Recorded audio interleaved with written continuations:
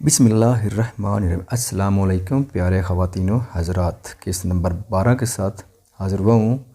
आपसे गुजारिश है कि अगर आप इस नावल को से मज़ीद लुत्फ़ हासिल करना चाहते हैं और इसको मज़ीद समझने के लिए आप इसकी साबिक़ा अक़सात लाज़मी पढ़ें। और आपको एक आजिज़ाना तजवीज़ है कि नावल पढ़ने के साथ एक नोटबुक और एक पेंसिल साथ रखें, ताकि ऐसे अल्फाज जो आपके दिल में उतर जाएं उनको नोट करते जाएं, ताकि बाद में आपकी ज़िंदगी में वो आपके काम आ सकें। मियाँ मखसूसुल्लाह एक लंबी आह उठी और उकाब की तरह आसमान में गुम हो गई।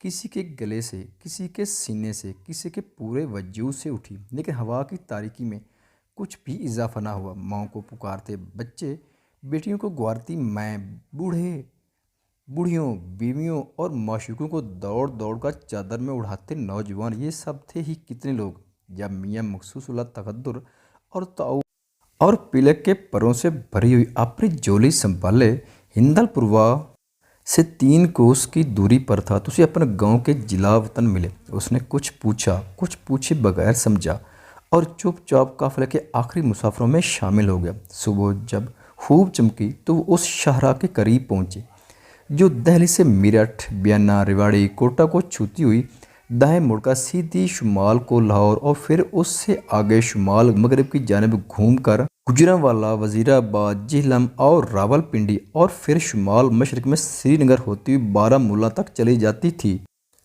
हिंदलपुरवा के बुजुर्गों ने हिसाब लगाकर फैसला किया कि शुमाल मगरब की समत जनूब मशरक से बेहतर है। हालांकि आबो हवा, ज़बान, रस्म रीत सब ही उधर अजनबी थे। अब वो सरे शाहरा इस इंतज़ार में रुक गए कि कोई बड़ा और मोतबिल काफ़िला शुमाल मगरब की तरफ जाता हो तो वो इसमें शामिल हो लें। 3 दिन इस इंतज़ार में लगे, फिर जगह जगह रुकते, रुकाते, ठहरते, रखते, सफ़र खोलते, बांधते। हिंदलपुरवा के लोग मुख्तलिफ मकाम मुस्तकर को इख्तियार करते अपनी एक असल से दूर और एक नई असल से नज़दीक होते गए।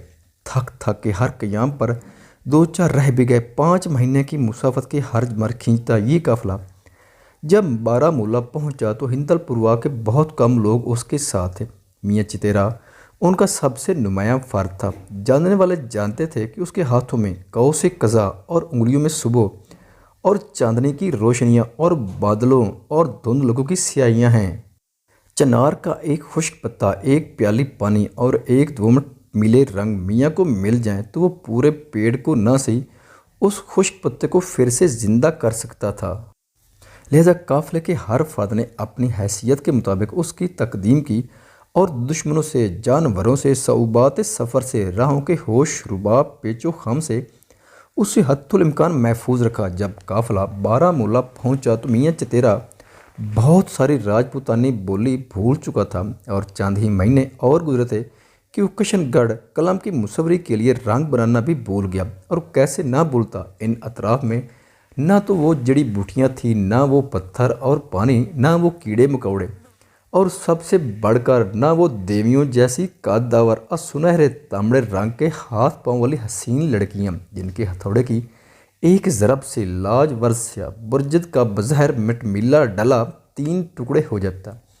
फिर बड़े पत्थर को वो आहिस्ता आहिस्ता हल्के पानी में देर तक इस तरह घिसती रहती कि उनका सकीम व अकीम हिस्सा घुस घिस कर ज़ायल हो जाता और नीले ना फरमान वाले रंगों जैसे तितली या मिस्री अस्किरब जैसे फिरोज़ी कपड़े का रंग नुमाया हो जाता।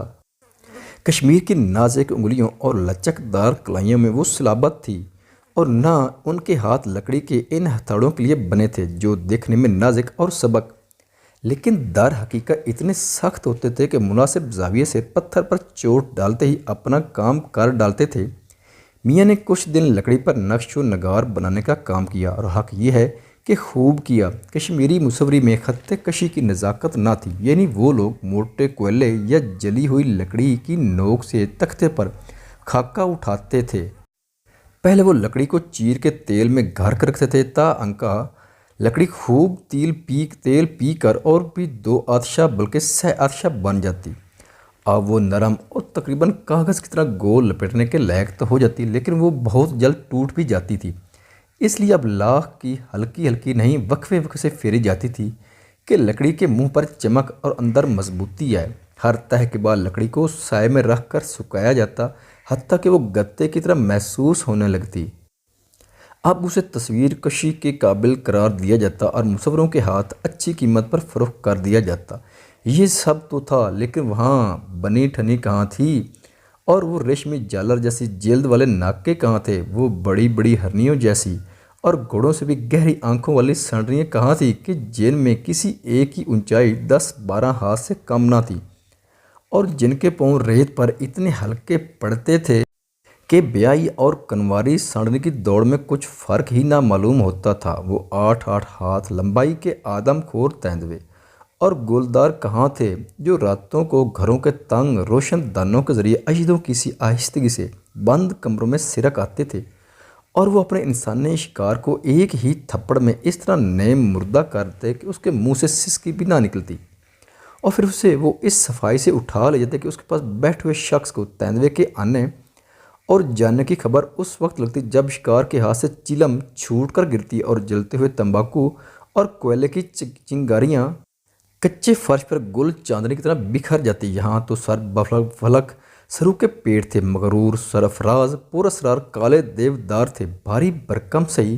قد، اتنے گنے، اتنے بے خود و پیچیدہ کہ لگتا تھا کوئی پرندہ انہیں اپنا مسکن نہ بناتا ہوگا، ان کی شاخوں پر گرم نوا بھی نہ ہوتا ہوگا، اور یہ خود بھی کسی چرند پرند سے بات نہ کرتے ہوں گے، سر بھی نہ ہلاتے ہوں گے۔ برف کی کلمیں جب ان کی ڈالی ڈالی اور پھر پتی پتی پر پھوٹ نکلتی ہوں گی تو بھی یہ کہتے کچھ نہ ہوں گے، بس شاید ذرا زمین کی طرف میل ہو جاتے ہوں اور زبان حال سے کہتے ہوں کہ ہم ہیں تو یہیں کے، اب ہم کو حق نے سرفراز کیا ہے تو کبھی کبھی موت کی ٹھنڈک کا مزہ چکھنے کے لیے سنگین سوئیاں بھی ہمارے ریشے ریشے میں پیوست کر دیں۔ اچھا ہی تو کیا میاں کو وہ آسمان سے باتیں کرتے ہوئے سیاہ مرطوب دیودار بھی اچھے نہ لگے، اور ہے وہ پھول جو بارہمولہ میں جہلم کے کنارے برف کے مہینوں کے سوا سارے برس کسی نہ کسی رنگ میں کھلتے رہتے، تو ان کی پتیاں اتنی ہلکی اور پنکھڑیوں کی رگیں اس قدر باریک ہوتی تھیں کہ مخصوص اللہ کو چنار اور کرم کے بڑے پتوں کا ڈھانچہ بنانے میں زیادہ لطف آتا تھا کہ ہر طرف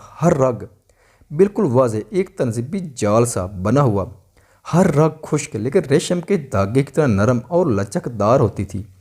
بالآخر میاں نے کاغذ اور لکڑی پر نقش و نگار بنانے اور مینہ کاری کا فن سیکھ لیا، اور 2-1 برس میں وہ ان ہنر مندیوں کا مرد میدان ماننا جانے لگا۔ اس کی فنکاری کے آگے لوگ اس کے لیے اس کی صورت شکل، اس کی چال ڈال سب کچھ بھول کر اسے کشمیر کا فرزند سمجھ لیتے۔ 2-4 برس اور گزرے، میاں چتیرا اب مخصوص اللہ نقاش بن گیا تھا۔ اس نے بڈگام کی رہنے والی ایک کشمیری لڑکی سلیمہ سے شادی کر لی اور وہیں منتقل ہو گیا۔ کام اس کا خوب چال نکلا تھا، لیکن پھر بھی وہ اختراعی باتیں سوچتا اور نئی اختراعوں کے لیے کوشاں رہتا۔ ہاتھی دانت کا رواج کشن گڑھ میں تھا نہیں، اور کشمیر میں جو تھوڑا بہت کانگڑا قائم رائج تھا وہ بھی نہ ہاتھی دانت کے خطوط کی باریکیوں کا متحمل ہو سکتا تھا اور نہ کشن گڑھ کی بڑی تختی اس کو راس آ سکتی تھی۔ پھر بھی مخصوص اللہ نقاش نے خدا جانے کس طرح ہاتھی دانت پر کانگڑا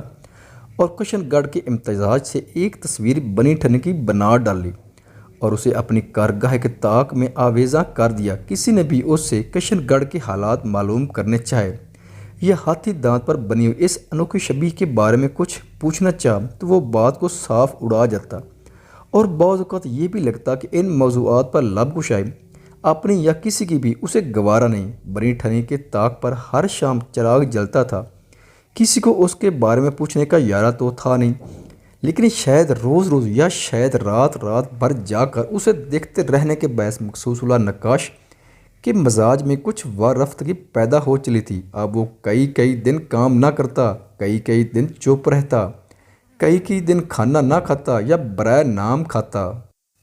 کبھی کبھی وہ گھر کے آنگن میں کھلے ہوئے بادام یا خوبانی کے شگوفوں کو گنتا اور گھر کے بچوں سے شرط لگاتا کہ کون سا شگوفہ کب ثمر کی صورت اختیار کرے گا۔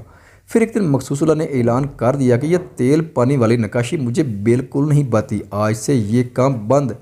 بنی ٹھنی کی تصویر بھی اٹھا کر اس نے جیب میں رکھ لی اور سر پر پگڑی کس کر بیٹھ گیا کہ اب جاتا ہی جاتا ہوں۔ اس کی بیوی نے سر پر 2 ہتھڑ مار کر کہا، اور کھاؤ گے کیا؟ اور ہمیں کھلاؤ کھلاؤ گے کیا؟ اس عمر میں کوئی نیا کام تو سیکھنے سے رہے، لیکن پڑے تو ہو رہی کہ کچہری دربار میں متصدی ہی لگ جاتے، دان پان ہو آدھی نفری کا کام کر نہیں سکتے، ہاتھو بننا یا کشتی بننی تمہارا خاندانی کام نہیں۔ تو چپ کر، جس نے منہ دیا ہے وہ بھرے گا بھی، ہم کیوں فکر کریں؟ سلیمہ کچھ اور کہنے والے تھی کہ دفتر مخصوص اللہ جوش میں آ گیا، حقے کی نئے منہ سے کھینچ کر دور پھینکتا ہوا وہ بولا، میں کوئی تیرا کشمیری مر پکا نہیں ہوں، کشن گڑھ کا چتیرا ہوں، بس ہاتھ اٹھانے کی دیر ہے، اور تیرا یہ گورا رنگ، یہ نازک نازک ہاتھ پاؤں میرے کس کام آ گئے؟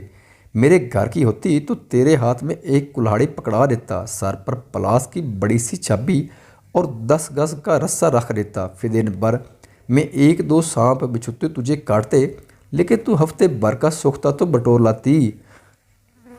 اب یہاں کی بھیگی ٹھنڈی پھسلواں پہاڑیوں پر تو اونچے اونچے پیڑ کیا کٹ گئی کہ گھر میں چولہا جلے، یہاں تو جڑ بیری نہ جنگل جلیبی نہ مہندی نہ ملسری۔ اسے کھانسی آنے لگی اور وہ چپ ہو گیا، یا شاید اسے خیال ہوا کہ بات کو دور تک اور دیر تک لے جانا ٹھیک نہیں، اور اب اسے بات کو خوش اسلوبی سے ختم کرنے کا بہانہ مطلوب تھا، لیکن دوسرے ہی لئے اسے پھر جوش آ گیا۔